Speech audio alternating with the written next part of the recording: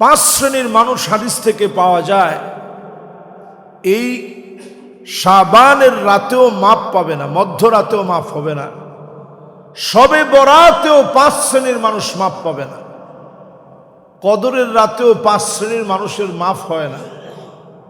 এর মধ্যে এক নম্বর মুশরিক, যে লোকটা শিরকের সঙ্গে লেগে আছে, আল্লাহ পাক তাকে মাফ করবে না। শুধু এতটুকুন নিজের দিলের ভিতরে বসায় নেন, দুনিয়ার কেউ কাউকে কিচ্ছু দিতে পারে না, একমাত্র শুধুমাত্র যিনি দিতে পারেন তিনি কে? এই জন্য এখন থেকে আল্লাহর কাছে চাইতে শুরু করে। শিরকের গুনাহ অজানা অনেক শিরক আমরা করে ফেলেছি, জানি না করে ফেলেছি। আল্লাহর কাছে এই জন্য ক্ষমা চান। অজানা যত শিরক করে ফেলেছি আল্লাহ সেগুলো আপনি মাফ করে দেন। দুনিয়ার কোন মাজার অথবা কোন কবর কাউকে কিচ্ছু দিতে পারে না। জিন্দা অথবা মুর্দা কোন পীর কাউকে কিচ্ছু দিতে পারে না, দিতে পারেন একমাত্র যিনি, তিনি কে? এটা বললে অনেকে মনে একটু কষ্ট পান, মনে মনে ভাবেন হুজুর আমার পীরের কি ক্ষমতা নাই? কারো কোনো ক্ষমতা নাই। আমার মতো একটা হুজুর দাঁত ব্যথা হয়েছে, আমি কিছু করতে পারছি? আপনি বুঝেন না? কারো কোনো ক্ষমতা নাই। ক্ষমতার একচ্ছত্র যিনি মালিক তিনি হচ্ছেন আল্লাহ সুবহানাহু ওয়া তাআলা। পীর সাহেবের ডাক্তার দেখানো লাগে না? লাগে। আপনি গিয়ে দেখেন স্কয়ারে সব ডক্টরদের সাথে ওনার অ্যাপয়েন্টমেন্ট নেওয়া আছে, অগ্রিম। উনি মাঝে মাঝেই দেখান, সমস্ত লোকদের দেখানো লাগে, মালিকের কাছে ধর্ণা দেওয়া লাগে। ওয়াইদা মারিতু ফাহুয়া ইয়াশফিন, নবীদের পর্যন্ত আল্লাহর কাছে ধর্ণা দেওয়া লাগে, আল্লাহ আমরা অসুস্থ হয়ে যাই, আপনি সুস্থ করেন। তো সুস্থ করে কে? নবীরা অসুস্থ হয়ে গেলে সুস্থ করেন কে? আমি আপনি অসুস্থ হয়ে গেলে সুস্থ তো আল্লাহ করেন। সে আল্লাহর কাছে চাইতে শুরু করেন, মনের গভীর থেকে মালিকের সঙ্গে সম্পর্ক করেন। ছোট থেকে বড় সব আল্লাহর কাছে শুধুমাত্র চাওয়া শুরু করেন। সাহাবায়ে কেরামের জুতার ফিতা ছিঁড়ে গেলে, উটের দড়ি হারায় গেলে, অন্য কারো কাছে কোনো কিছু না চেয়ে মালিকের কাছে চাইতেন। যদি আজকেও চাইতে পারেন, যিনি অবশ্যই সাড়া দিবেন তিনি কে?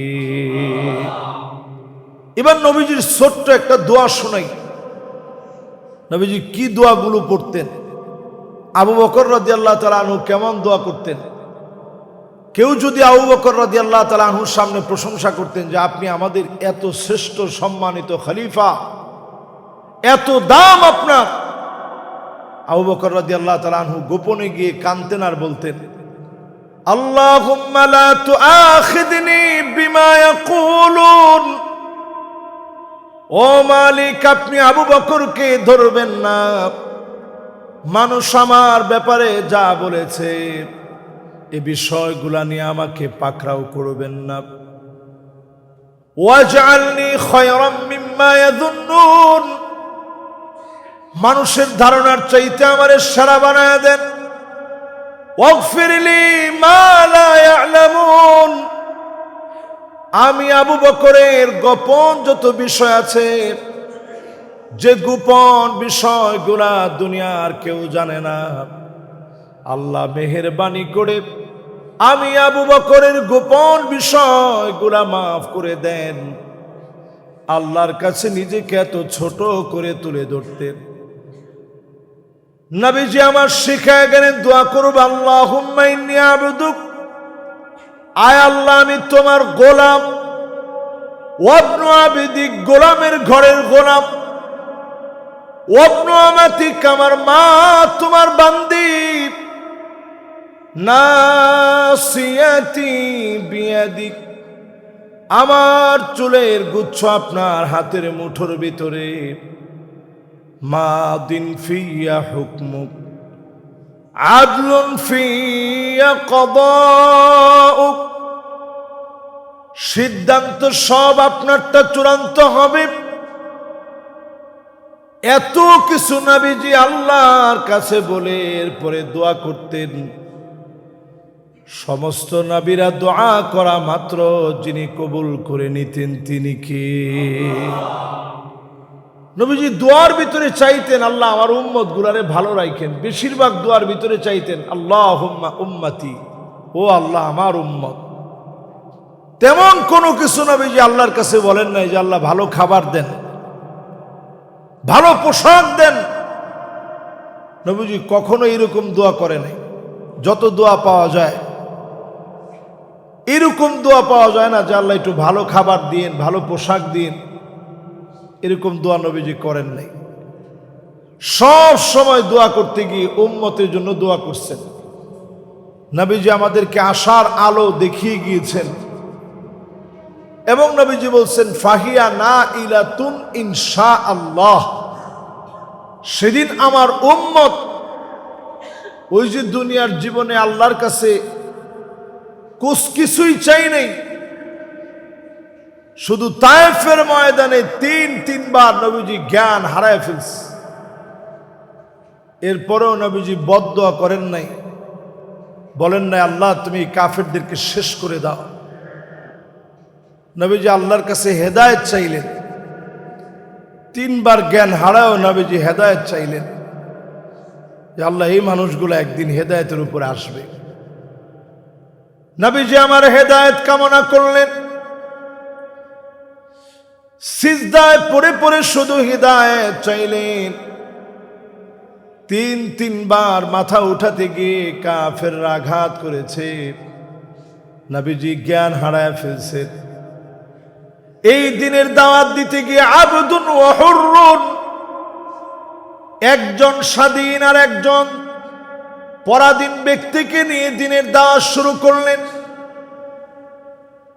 স্বাধীন ছিলেন হযরতে আবু বকর, পরাধীন ছিলেন হযরতে বেলাল। এই দুইজনকে নিয়ে দিনের দাওয়াত শুরু করে দিলেন। যিনি কবুল করে দিনকে বিজয়ী বানায় দিলেন তিনি কে? এজন্য আরবিতে এটা খুব চমৎকার, আবদুন ওয়া হুররুন। একজন স্বাধীন আর একজন পরাধীনকে নিয়ে নবীজি দিনের দাওয়াত শুরু করছেন। আর রাত জেগে জেগে আল্লাহর কাছে কাঁদছেন। দিনের বেলায় দাওয়াত দিতে পারেন নাই, রাত্রে গোপনে গোপনে দাওয়াত দিচ্ছেন। দারুল আরকাম নামে মাদ্রাসা প্রতিষ্ঠা করে কোরআনের তালিম নবীজি সেখানে প্রদান করেছেন। সেই নবীজি আমার সকল ক্ষেত্রে চাইছেন কার কাছে? আল্লাহর কাছে। দুনিয়ার কোন ব্যক্তির কাছে কোনো কিছু চাওয়া যায় না, একমাত্র চাইতে হয় আল্লাহর কাছে। নবীজি বলছেন এইটা যে বুঝবে, শিরিক যে করবে না, ফাহিয়া না ইলাতুন ইনশাআল্লাহ, সেই দিন সে আমার শাফাআত পাবে, ধন্য হয়ে যাবে। যে লোকটা আল্লাহর কাছে চাইছেন, যিনি দামি বানায় দিবেন তিনি কে? অনেকে কইবেন যে হুজুর একজন এমপি মন্ত্রীর কাছে যাইতে মাধ্যম লাগে, আল্লাহর কাছে যাইতে কি মাধ্যম লাগবে না? হ্যাঁ, আপনি মাধ্যম নিবেন, কোনো অসুবিধা নাই। এই যে আজকে আপনারা বসছেন এখানে খতিবের কথা শুনতেছেন, আলেমের কাছে গেছেন, নেককার কোনো আল্লাহওয়ালার কাছে গেছেন, তিনি আপনাকে দিনের অনেক কথা বুঝাই দিচ্ছে। বুঝাই দিয়ে আপনারা বলছে চাইতে হবে কিন্তু তার কাছে, উপরওয়ালার কাছে। এই বুঝ নিয়ে যদি আপনি আল্লাহর কাছে চাইতে পারেন কোনো সমস্যা নেই। কিন্তু আপনি যদি কোন যে আল্লাহ আমার পীরের উসিলায়, আমার পীরের কদমে, এরপরে পীরের কদম না তো সব পীরের কদমে বক্সায় তো দেই। কেউ জিজ্ঞাসা করলে কেমন আছেন, কয় পীরের দোয়ার বরকতে ভালো আছি। এরপরে এইটা তো একটু ভদ্রতা সুলভ কথা। অনেকে কয় যে পীরের দয়ায় ভালো আছে, আর এর চাইতে যারা ভণ্ড তারা কয় দয়ালের দয়ায় ভালো আছি। দয়াল বুঝায় আল্লাহরে বুঝায় না, দয়াল বলে তার পীররে বুঝায়। এর চাইতে যারা ভণ্ড তারা বলে যেইটা পীর ওইটাই আল্লাহ, যিনি আল্লাহ তিনি আমার পীর। এরকম ভণ্ড আছে না নাই? এরকম সব ভণ্ডামি সবে বরাতের আগে বাদ দিতে হবে, নাহলে লাভ নেই। এরকম হাজারটা সবে বরাত জীবনে আসবে, লাভ হবে না। 2 নম্বরে প্রিয় ভাইরা আমার, মুসাহিন মানে হিংসা বাদ দেওয়া লাগবে। সর্বোপরি মনে রাখা লাগবে হিংসা করা যাবে না। তো হুজুর হিংসা ছাড়া কি মানুষ আছে? সবার মনের ভিতরে তো কম বেশি হিংসা আছে, সবার মনে। এটা মানবীয় একটা প্রবৃত্তি, এটা আমাদের ভিতরে সৃষ্ট একটা আমাদের স্বভাব যে আমরা কিছু না কিছু হিংসা করি। আপন ভাইও যদি একটু ভালো চলে তো ভাইয়ের ভিতরে জ্বলা শুরু হয়, কি রে সে তো আমার চাইতে ভালো চলতেছে।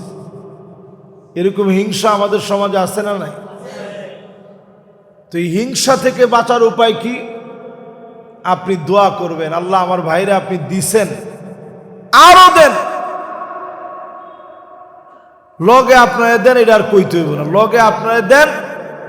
এটা ফেরেশতারা বলবে আপনার পক্ষ থেকে যে আল্লাহ যেই লোকটার মন এত ভালো, তোমার কাছে চাচ্ছে তার ভাইয়ের জন্য, আল্লাহ তুমি সাথে তারেও দিয়ে দিও। জোরে কোন সুবহানাল্লাহ। এই জন্য যার জন্য বেশি হিংসা হবে, যার সাফল্য আপনাকে হিংসাত্মক বানায় দিবে, তার জন্য গোপনে গোপনে দোয়া করবেন। তাহলে হিংসার গুনাহ থেকে আপনি বাঁচবেন এবং ফলশ্রুতিতে আল্লাহ রাব্বুল ইজ্জাত আল জালাল গুনাহ মাফ করে দিয়ে হিংসা থেকে বাঁচায় দিয়ে এই লাইলাতুন নিসফি মিন শাবান, শাবানের মধ্যরাতে যিনি আমাদেরকে কবুল করে নেবেন তিনি কে? 3 নম্বরে প্রিয় ভাইরা আমার, আকুন লিওয়ালিদাই, পিতা মাতার সাথে খারাপ ব্যবহার যারা করবে, লাইলাতুল বরাতে, শবে বরাতে, লাইলাতুল বারাআত, লাইলাতুন নিসফি মিন শাবান, শাবানের এই মধ্য রজনীতে ওই লোকদের গুনাহ যিনি মাফ করবে না তিনি কে? লাইলাতুন নিসফি মিন শাবানেও মাফ হবে না যদি আপনাকে আল্লাহ রাব্বুল আলামিন পিতা মাতার সুন্দর আচরণ, এই আচরণ যদি না করার কারণে ধরে ফেলেন, অভদ্র আচরণের কারণে যদি ধরে ফেলেন, মালিক মাফ করবে না। মা বাপ যার হায়াতে আছে, শাবানের এই বরকতপূর্ণ মাসে পিতা মাতার কাছে ক্ষমা চেয়ে নেন। যার মা বাপ কবরে চলে গেছে, মা বাবার জন্য অন্তত দোয়া করেন, মালিক বুঝ যখন ছিল তেমন বুঝি নাই, মা বাপ ছিল কিন্তু বুঝ ছিল না, এখন বুঝি মা বাপ যারা নাই, মা বাবার জন্য মালিকের কাছে দোয়া করবেন, চোখের পানি ছেড়ে দিয়ে কাঁদবেন। আপনাকে অবশ্যই যিনি মাফ করে দিবেন তিনি কে? এই জন্য এই সময়টাকে কাজে লাগান। শাবানের মধ্যরাতে আপনি ক্ষমা পাবেন না যদি মা বাপ মাফ না করে। এত একটা গুরুত্বপূর্ণ জায়গা। ওয়াসাহিবুহুমা ফিদ দুনিয়া মারুফা, দুনিয়ার জীবনে চলতে গিয়ে মা বাপ যদি মুশরিক মুশরিকা হয়, মা বাপ যদি বেঈমান হয়, দুশ্চরিত্রা লম্পট হয়, মদখোর হয়, এরপরও খারাপ ব্যবহার করা যাবে না। সুন্দর করে পায়ে ধরে নমনীয় হয়ে বোঝানো লাগবে, আব্বা এই কাজটা ঠিক না, আল্লাহ এই কাজটাকে হারাম বানায় দিয়েছেন, এই কাজটা শরীয়তে নিষিদ্ধ। ঘাড় নামায়া সুর নরম করে দিয়ে কথা বলেন। ওয়াখফিদ লাহুমা জানাহা যুল্লি মিনার রাহমা, বিনয়ের সুরে নরম সুরে ঘাড় নোয়া কথা বলেন। মা বাবার দোয়ার কারণে যিনি দামি বানায়া দিবেন তিনি কে? এই দুনিয়াতে কেউ বড় হতে পারে নাই পিতা মাতার দোয়া ছাড়া। এই দুনিয়ার সব জায়গায় আপনি মিলায় দেখবেন মা বাবার দোয়ার কারণেই মানুষ বড় হয়। আজকের এই মসজিদের এই জায়গা থেকে শুরু করে সামনে যারা বসা আছেন মিলায় দেখেন মা বাবার দোয়াটা এমন যেটা আপনাকে বড় বানাবেই। যদি আপনি অনেক বড় ডিগ্রিও নিয়ে থাকেন, মা বাপ যদি আপনার উপরে বেজার হয়, কোনো না কোনো একটা জায়গায় গিয়ে আপনি ধরা খেয়ে যাবেন, ধরা খাবেনই খাবেন।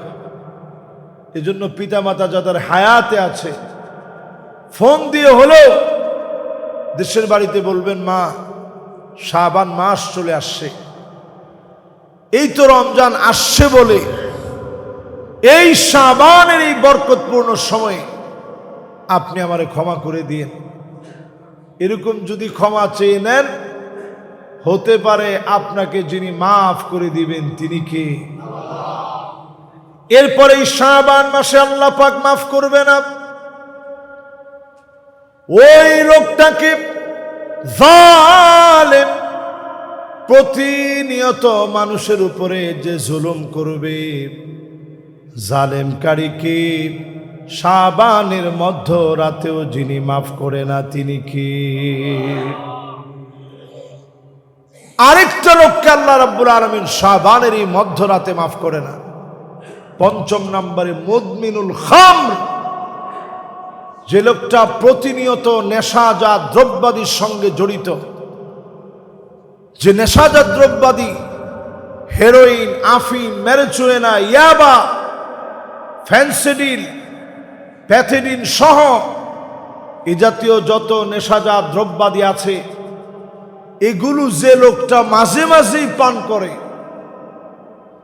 সে যদি লাইলাতুন নিসফি মিন শাবান, শাবানের এই মধ্যরাতে জায়নামাজ কাঁদেনি, শেখ দিলু ব্যাপারী ওয়াকফ স্টেট মসজিদে 100 রাকাত, চৌরাস্তা মসজিদে গিয়া আরো 100 রাকাত, কত হলো? শাসাববাড়ি শাহনুরি মসজিদে গিয়া আরো 100 রাকাত, 300 রাকাত পড়ছে। এর বেশি পড়ার তো আর সুযোগ নেই। এক রাত্রে এর বেশি কেমনে পড়বেন? 100 রাকাত পড়লেই ক্লান্ত হয়ে যাবে। তো এরকম আপনি একেবারে সব মসজিদ ঘুরে একটু বরকত নিলেন, পরের দিন যেই সেই আবার আপনি নেশা করলেন। আল্লাহ কা কসম, সারা রাতের এই কষ্টগুলা কাজে আসে নাই। যদি আপনি নিজের পরিবর্তন করতে পারতেন, এই নেশাগুলো যদি বাদ দিয়ে দিতে পারতেন, যিনি আপনার দোয়া কবুল করে ফেলতেন তিনি কে? তবে একদিনই তো নিজের পরিশুদ্ধ করা যায় না। এই জন্য আজকের জুমাতে আমরা কথা বলছি, শাবানের মধ্যরাত আসার আগে নিজের পরিবর্তন করেন। আল্লাহকে দেখান যে আল্লাহ আমি চেঞ্জ হয়ে গেছি, সব বাদ দিয়ে দিয়েছি। আল্লাহ আমার যত বাজে অভ্যাস ছিল সব ছেড়ে দিয়েছি আপনার দিকে তাকায়। নিজের যদি এইভাবে সঁপে দিতে পারেন, শাবানের মধ্যরাত আসার আগেই আল্লাহ আপনারে আদর করে মহব্বত করে ডেকে নিবে। মহব্বতের গোলামদের তালিকায় আপনার নাম উঠে যাবে। আমরা মনে করি শুধু শাবানের মধ্যরাতে আল্লাহ প্রথম আকাশ, আল্লাহ রাব্বুল ইজ্জাত ওয়াল জালাল আপনার নিকটবর্তী আকাশ একেবারে কাছে এসে আপনি ডাকতে থাকেন, গোলাম কি লাগবে আমার কাছে বল। এটা শুধুমাত্র এক রজনীতে নয়, বরং আজকের রজনীতেও মালিক আপনার ডাকবে, গোলাম কি লাগবে। গুনাহ থাকলে আমার কাছে মাফ চাও। ইন্নাল্লাহা ইয়াবসুতু ইয়াদাহু বিল্লাইল লিয়াতুবা মুসিউন নাহার দিনের বেলায় অজস্র গুনাহ করে ফেলেছিলি, এখন রাত হয়ে গেছে, আমি আল্লাহর কাছে মাফ চেয়ে নে। চাওয়া মাত্র যিনি মাফ করে দিবেন তিনি কে? চাইতে দেরি মালিক, মাফ করতে দেরি করে না। আবার দিনের বেলা আল্লাহ দরবারটা খুলে দিয়ে বলেন, ইন্নাল্লাহা ইয়াবসুতু ইয়াদাহু বিন-নাহার লিয়াতুবা মুসিউল লাইল। এখন দিনের বেলা হয়ে গেছে, রাত্রিবেলায় গোপনে গোপনে গুনাহ করে ফেলেছিলি, অন্যায় করে ফেলেছিলি। গোলাম রে, এখন তো দিন হয়ে গেছে, আমি আল্লাহর কাছে রাতের গুনার জন্য মাফ চেয়ে নে। চাওয়া মাত্র যিনি মাফ করে দিবেন তিনি কে? মনের ভিতরে একটু অনুধাবন করেন, কিরকম একজন মালিক আপনার আছে, দিন রাতে মালিক মাফ করে। এই যে আপনারা এখানে বসে বসে কথাগুলো শুনতেছেন, অনেকে নিয়ত করে ফেলছেন মনে মনে, লাইলাতুন নিসফি মিন শাবান, শাবানের মধ্যরাত আসার আগে আমি নিজেকে চেঞ্জ করব। এই নিয়তটা যারা করছেন, আল্লাহ ফেরেশতাদেরকে অলরেডি বলছে, উক্তুব, ফেরেশতারা লিখে ফেলো। তো ফেরেশতারা বলবে যে আল্লাহ কি লিখব? আল্লাহ বলবেন, লিখে ফেলো কাতাবাল্লাহু লাহু হাসানাতান কামিলা। নিজেরে পুরোপুরি চেঞ্জ করলে যেমন সওয়াব হতো, সম পরিমাণ সওয়াব বান্দার আমলনামায় দিয়ে দাও। আর যদি আপনি খারাপ একটা জায়গায় যান,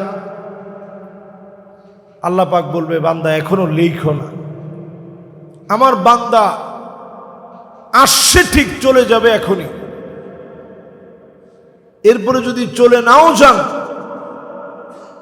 আল্লাহ পাক বলবে, ঠিকই সকালবেলায় আমার গোলাম আমার কাছে মাফ চাবে, তার বুঝ চলে আসবে, সে অন্যায় করে ফেলছে না বুঝে, তার বুঝটা ঠিকই চলে আসবে। ফেরেশতারা এখনো লিখো না, কলম চালাও না। আল্লাহ পাক বড় আশা করেন গোলামেরা তাওবা করবে। তাওবা করতে দেরি, যিনি আদর করতে দেরি করে না তিনি কে? দুনিয়ার জীবনে মা বাপের হাতে আমরা সবাই কম বেশি মার খাইছি না ভাই? দেখবেন একটা দুইটা তিনটা চারটা মার দেওয়ার পর আপনি তো ব্যথা পাইছেন, আপনি ঘুমায় গেছেন এটা মনে করে। প্রায় জনের সঙ্গে এটা হওয়ার কথা, বাপ এসে পিঠটা দেখছে যে হারে আমার ছেলেটারে কেন মারলাম। হয়েছে না এরকম? হয়েছে। কতদিন হয়েছে জীবনে বাপ মারছে, পরে আইসা দেখছে যে হারে ছেলেটারে কেন মারলাম। এই তো বাপের সঙ্গে আপনার সম্পর্ক। ইন্নাল্লাহা জাআলার রাহমাতা মিআতা জাযা, ভালোবাসা দয়া মায়াকে আল্লাহ পাক 100 ভাগে ভাগ করলেন, নিজের কাছে 99 গুণ ভালোবাসা রেখে দিলেন।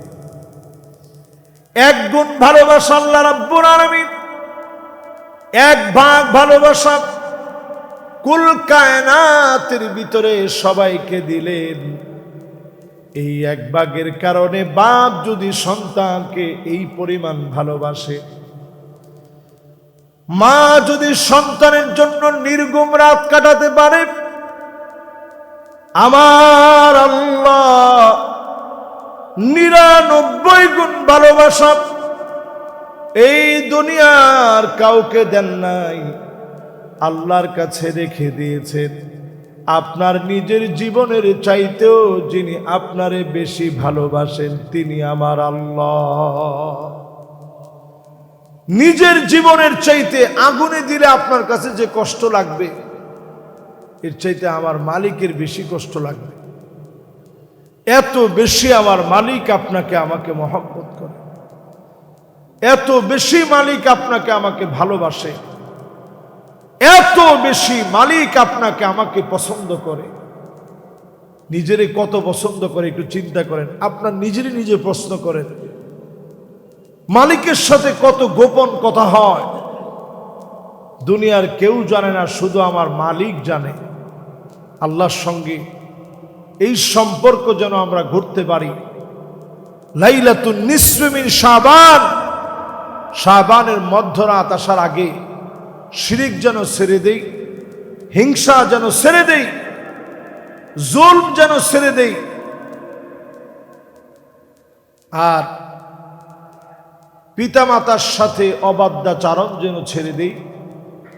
সর্বশেষ বলেছি, মদ পান, মুদমিনুল খামর, এই জাতীয় বাজে অভ্যাস যাদের আছে, শাবানের মধ্যরাতের আগে এগুলো ছেড়ে দিই।